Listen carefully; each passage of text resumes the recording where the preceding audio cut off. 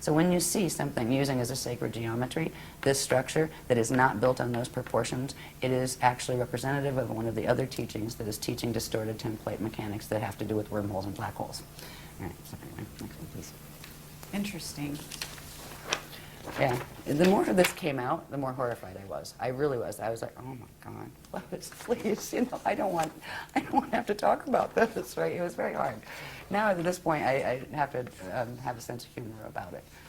Whereas, okay, so I am the pariah of the New Age movement, whatever. Somebody has got to let people know about this. That's why I still do, because it makes more sense than the other stuff that's being taught. And there's so much love in these teachings and in caring about people enough. Like, okay, so you might be mad at me because you liked that paradigm over there, and I just kind of don't mean to be a whistleblower, but if you're hurting yourself with that Merkaba, maybe you should not do that, Anyway, go back on this. Sorry. This is showing simply, remember that little catharagid structure, right? Well, here's one. Here's another. These cluster. All right, these are radiation templates that cluster to form very complex structures. This particular structure we call the stairway to heaven. All right, one of these catharagrid structures would hold 4 density levels of our local universe. All right, let's say the Milky Way galaxy, but there's actually more to it than the Milky Way. So that would be like our local universe. It actually includes Milky Way and Andromeda M31 galaxy. All right, and it's connected to another one. The one at this angle, 90 degrees to it, would be considered as parallel. It also has a light field that goes with it. So these are intricate structures that are formed from these templates. And where you see these structures, these are the bones again. You will have spheres of energy and spheres within spheres built upon them. So there are various levels. These are called the Veka systems, and 4 Vekas come together, and at the center an Eka system forms. And the Eka systems form a cluster, and they form what's called an Akasha system. Then there's an Akasha A system and Akasha Aya system, and they all form this big cluster that's called the Yukatharista body. The Yukatharista body is one cosmic creation body. Now, our own personal anatomy has these levels to it. All right, they connect to those levels of the cosmos that we were born into. And full ascension is actually turning back on in our atomic structure all of the frequencies involved with all of those spaces. So we're down here in the Veka worlds. The next thing is we have to move up into the Eka, and then from the Eka, this is the long way to ascend, by the way. That's when the gates are working well. So the normal way for ascension would be you would work your way through re-evolution through the Veka system up the densities. We're in density 1 here, we'd work up to density 4, then we'd go to the Eka level, and you're growing and getting lighter, and your matter's less dense, and you're getting more control over it, and you're getting more consciousness, more God consciousness and that kind of thing. And then you would work to the Akasha level, and then you would work to the Akasha A level, and then the Akasha A level until you got up here. At any one of those points, you could experience the Christ star turnaround, and it would take you to the next level, right? Then there's the quick way to ascend, when it's an evac situation, and that's what we have, where these are called harmonic gate systems. It implies that it's built on a system of dimensional harmonics, which means you have to take them in sequence harmonically, one by one. It's the slow train, right? There's something called the transharmonic continuum that actually runs between them. It requires a very specialized type of Merkaba vehicle and accelerations in the light body and spirit body anatomy to be able to do it. But those core gates, which are also the Navajo gates, they're also called the spanner gates, they are able to do that. They are transharmonic, where they can actually jump the scale. So you could jump from here to here, or from here to there. So you can move. You have more liberty of where you can go in ascension when you ascend. You're able to actually, you become a time jumper, basically. Instead of just a straight, ascension the hard way, you go boing, boing, boing, boing, that kind of thing. So that is the system we're working on, because at this point, all of the natural structures of the outer gates have been damaged. The Amenti gates are damaged. We are stuck down here. And the same thing is happening through the Milky Way. It's not just here. It's not just in our solar system. Our solar system is a mess, but the Milky Way is a mess too. That black hole at the center, that's not an accident. That was done on purpose. That was done 360 billion years ago. Milky Way actually used to be a part of the Andromeda galaxy. And it was literally forced into what is called fall. And now there's many light years between them, at least a couple. I forget how many light years were between them, 2 million light years, something like that. But they were once one. that is actually our home galaxy, the Andromeda M31. But right now we're in the Milky Way, which is a fallen phantom part of it. And there's still, it wasn't a full fall system until recently, when certain changes occurred that mean the quantum of energy going into the negative fall path is larger than the one pulling back the other way. And at that point, it's a galactic evac where they're pulling out the ones who can still go. You know, the consciousness that can still follow the ascension path is being evacuated out, because the gates will close. Once they close and the system falls, that system won't immediately blow up or anything. It will have a finite lifespan. It no longer has the direct currents coming in, the inflow of currents coming in from the larger structure of space-time and source. So it becomes a finite system that feeds on itself until it eats up its own quantum, and then it implodes and goes back as space dust. So we are at a crossroads, a huge crossroads right now. We are on a planet that is going in the fall direction, but this planet's actually going to take that path I mentioned, the step-back path, but that requires losing its body, and it's going to do that. Not while we're on it, but that is what we're headed for. But right now we have 200 years before these gates close in the Milky Way galaxy, and that includes here. So this is why they're giving the advanced ascension teachings now. And that's why crazy people like me come out and talk about them with the vocabulary, because we could use a dictionary on this. No, I mean, you know, I expect people, it's good if they go, what did she talk about there? I don't get it, or go investigate, you see. Right. We're not here to answer all their questions, actually. Okay, well, I don't mind. Investigation is getting involved. Right. And if they get involved, they learn, and then it becomes part of them. Yeah. So when we see the structures, when I'm showing things like the structures, these are structures that are not known out here yet. They have words that describe them. You know, they have names for that structure. That's a Hara body, or that's a Yucatharista body, right? Or that's a Veka, and that's an Eka. These are part of the actual templates of the layers of creation, going all the way back up into expansion into God's source consciousness field. They are the literal bones of our space-time orientation.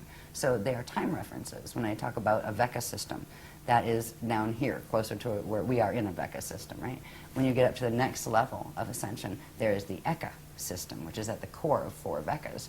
Then you get up from there, and you have what's called an Akasha system, which has a set of all the smaller ones inside of it, right? And then an Akasha A system, and then you go up into the Yucatharista system, which is really, they are words to describe things that make perfect sense, you know, to the people who are describing them, the guardians. They're words in the ancient, what's called Anahazi language, which was the first spoken language in this time matrix. So a lot of the language that is used, you know, that it's like, what is that? It's translations from those languages. Okay, does Anahazi relate to Anasazi? Actually, it does. Okay. The Anasazi were connected to the guardians, actually. So did they ascend? Is that why they disappeared? Some of them did. Others, they were actually raided, from what I heard. They were raided and overtaken by another group, and some of that other group became Anasazis as well, where they became violent. And the original ones weren't like that, and yes, some of them were evacs locally, is what I heard. Okay. The Kabbalah is got to be, I mean, you know, I'm going to just say it here. To my understanding from what you're telling me is that Kabbalah is not the positive ascension path. I would put this way, in relation to the Kabbalah, or the Bible, or the Quran, or any of the texts that are out there. There are elements of truth, all of which came from the original teachings that were on this planet. There were 12 legions of the Christ, 12 bodies of teachings that went with the CDD plates. There are pieces of those that have wound up in the religions of today, and there are distortions in all of them as well, which means they all carry a mixed path. Okay.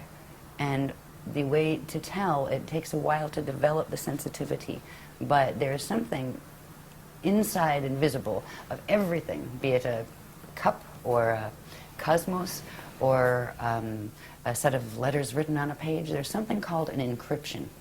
An encryption is this very specific radiation signature that is underlying. It's in the dark matter template.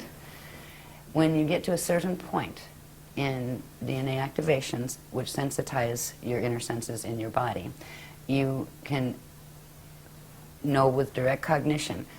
You can read a sentence and know which part is taking you in which direction. So anything, like the Kabbalah, there are some beautiful things in the Kabbalah. And they also use a mutated tree of life because they don't remember any different. And they were tricked. Just like there's a lot of great things in the Christian religion that are, true to form, and a lot that aren't. There's been trickery ever since the Atlantean periods here. Well, there was before too, but that was the big showdown for trickery. And what we have now are the trickle-down ideas and piecemeal memory and piecemeal history of what could be salvaged from that time. There's a reason we don't remember. We'll get into that a little bit when we get into that stuff I talked about at the end that was important. But our stance isn't to make any of the other paths wrong. There's only one that we actually will stand against. If they're directly teaching Metatronic Death Star Merkaba, we have to address that. We don't address the people who are teaching it. We feel bad for the people who get caught up in that. I feel bad for anybody who's contacted by Toth.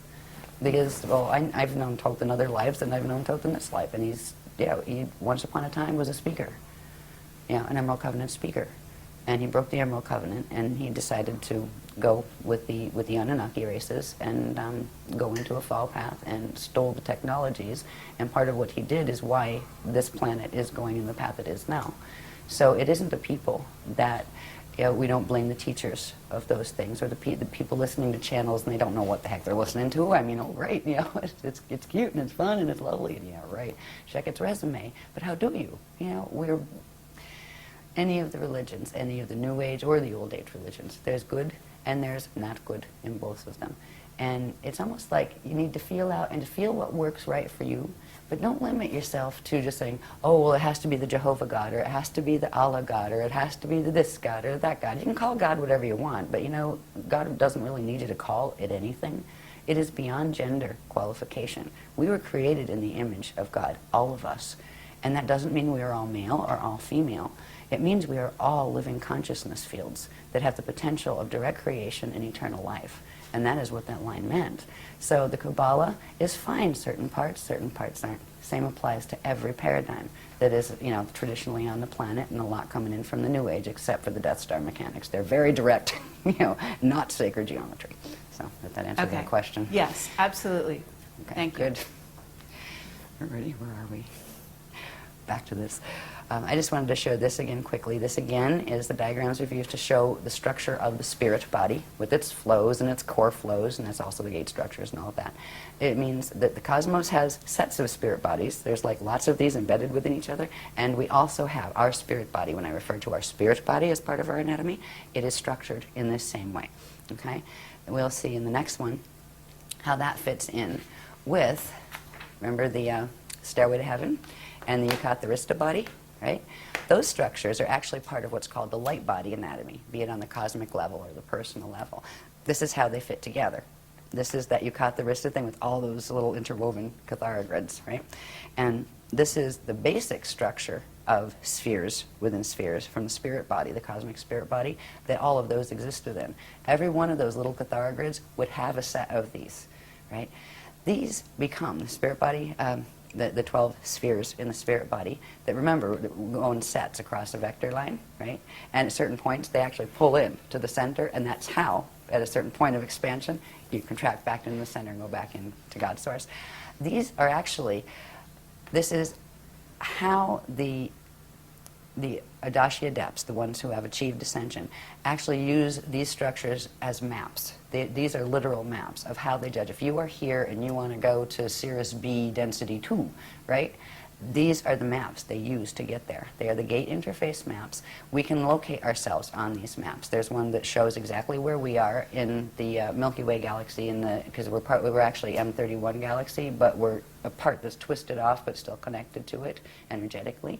We can show our location. We can also show the locations where the black hole systems are that are interfacing here, that are messing with us now, and where the main guardian groups are coming from and where they're helping us. So these are literally maps. These maps then translate into, these are all probability fields. So you might have one, say, galaxy, and it's 12 different probable expressions. And they all of these are spinning, right? And they interface with each other all of the time. So they're like bubbles within bubbles that don't collide and collapse each other. Well, they're not supposed to. If they're doing the Death Star mechanics, they actually do. But there's a natural system of probabilities. So it's not just we have a parallel universe, right? We have many parallel systems and adjacent systems and neighboring systems. And so this is literally the structure of the maps of the cosmos. These are the structures you use. Once, say, you get to the point where you can ascend, well, you have to first of all decide where you want to go. And then, where is the map to get there? These are the maps. So I wanted to show you how those structures that are on a small level, our own multidimensional anatomy is structured that way. But on the large level, this is the structure of the maps of the cosmos. There is a structure that science does not know about yet. They have no idea how complex it is.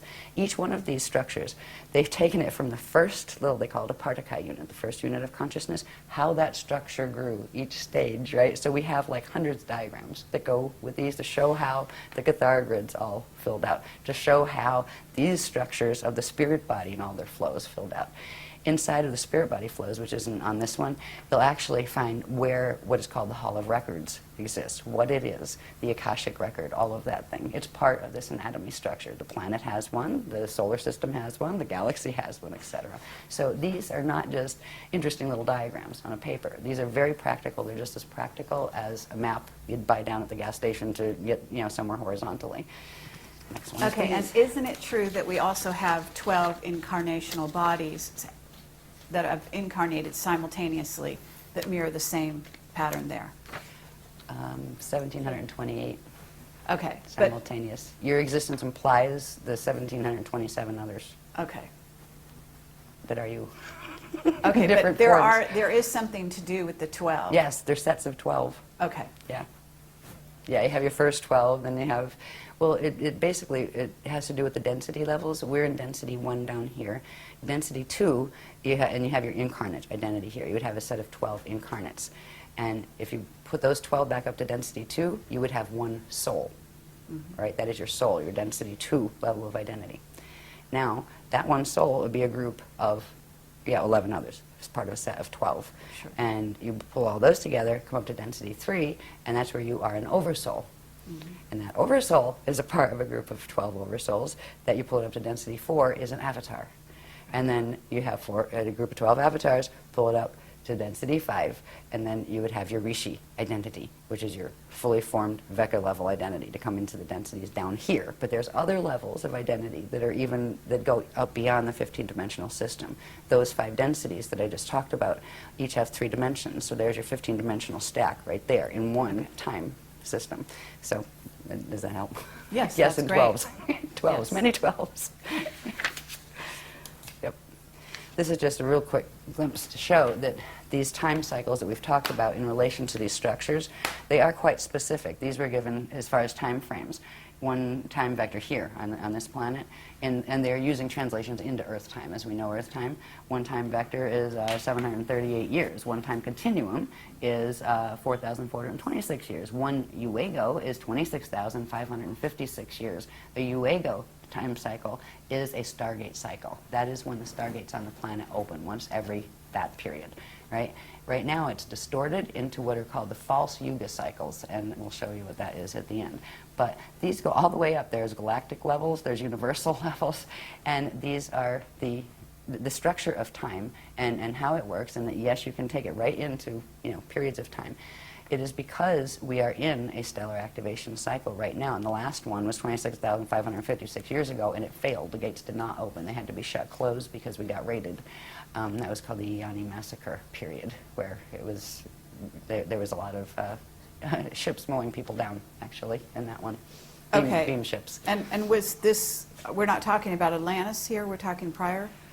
There were several phases of Atlantis. Okay. All right, the last phase of it, the last pieces of it went under in 9558 BC, but way before that, there was Atlantis. There was in seeding 1, there was an Atlantis. In seeding 2, there was an Atlantis.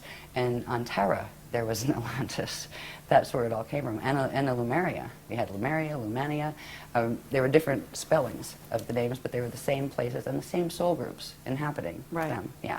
So this was like the 9558 BC period, the last period, that was like the late Atlantean period. So, Okay. there was a lot of Atlantis period anyway. But these Stargate cycles, this is the cycle that our gates open on. This planet's gates are supposed to open on the 26,556-year cycle. It's now been shortened because of what they're doing to the planetary grids and the Stargates and the Templar to what's called the false Yuga cycles, which is plugged into the precessions of the equinox, which is not natural. And we'll look at what that is about and when that started, because that really came into fore about 13,000 years ago, when a major victory on, and this was an Atlantean drama, a major victory on, just let's say, the dark agenda side had occurred. They created something called the Toral Rift. It is a time rip. And they literally plugged Earth's Templar into this time rift and knew that when it came to the next stellar activation cycle, they would use it to draw Earth in. It's not just Earth they're after. Earth connects still to its corresponding planet, or star actually, in M31 that is called Eartha. There's still a direct energetic link between the gates. They're after M31 as well. So it's much bigger drama than people here realize. They're not just after little Earth. Earth has always been a fighting place because of its connection to the larger universe, and because it was connected as part of what was called the Krystal River host. That was when, a long, long time ago, 360 billion years ago, when the Milky Way fell out of M31, there was a whole collective of guardian beings from various other, I hate the word ascended just because of the way it's misused down here, of the Adashi Adepts, people who formed a coalition to assist in trying to re-evolve the Milky Way back into its natural position so it could continue as an ascension system. So, excuse me, I'm getting interrupted. They want me to go somewhere else. Okay, I don't know. Sometimes it'll happen. I'll let you see that. I don't have to let you see that, but I did. All right, they're saying go somewhere else for now. We'll come back to that. Okay, anyway. So they don't want me to talk about galactic history yet. Okay. Yeah, I get that sometimes, even when I'm on stage. Okay, where I'll just get a little, hello. Okay. Why are you saying, what is their motivation? And if you want to put this question off till later, we can do that. But what you're saying, they were after Earth, and they were after it because of its connection with the larger universe. So why? What is their motivation for taking us down, for closing it off and making it a finite system? Right. What is the core objective? Food. They're in a black hole system that has fallen. Because of the nature of the physics dynamics involved with creation, the way eternal life creation works, is when a thing falls, it loses its connection to the inflow and backflow of energy from the source consciousness field, which means it gets left with only the quantum it had when it fell. Now, everything is spinning. That takes energy. It uses up its energy, and if it doesn't suction energy off something else, it will implode and go back to space dust return, which is what a system was meant to do, so nobody gets stuck and everybody gets to go home, either as space dust or, whole through ascension, whichever, at least you go home. These groups that have adopted the false creation, they've tried to recreate the creation because they didn't like the consequence their own choices brought to them in relation to the physics reactions to the actions they took. They ended up in a false system, and they wouldn't face the reality that, you can make peace with that, even if you're in a false system. You can say, well, you know what, that was pretty dumb to get ourselves into that, but we're here and we can handle ourselves with grace. We can still love creation. We can still act in loving ways.